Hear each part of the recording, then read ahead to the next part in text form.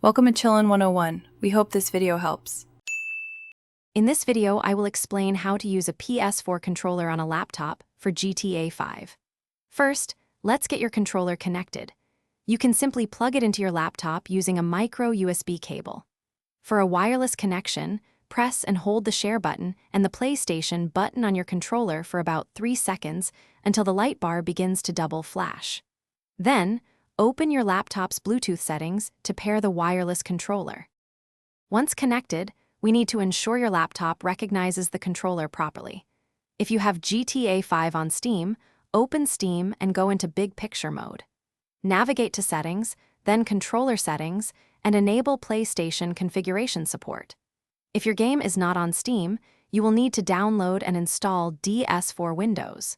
This free application makes your computer think your PS4 controller is an Xbox controller, which Windows natively supports.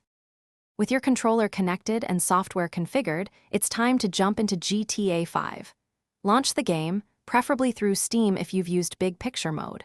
Once in the game, pause and go to the Settings menu. Look for the Gamepad section. Here, you can fine-tune various options like aiming sensitivity, driving controls, and vibration feedback to match your playstyle perfectly. Experiment with these settings for the best experience. Sometimes, you might encounter small hiccups.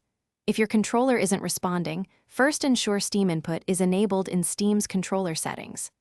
A simple fix is often to disconnect your controller, restart your laptop, and then reconnect it. If you experience audio issues, like no sound from your headphones, right-click the volume icon in your taskbar, open Sound Settings, and select your preferred audio output device. These steps usually resolve most common problems. Thanks for watching.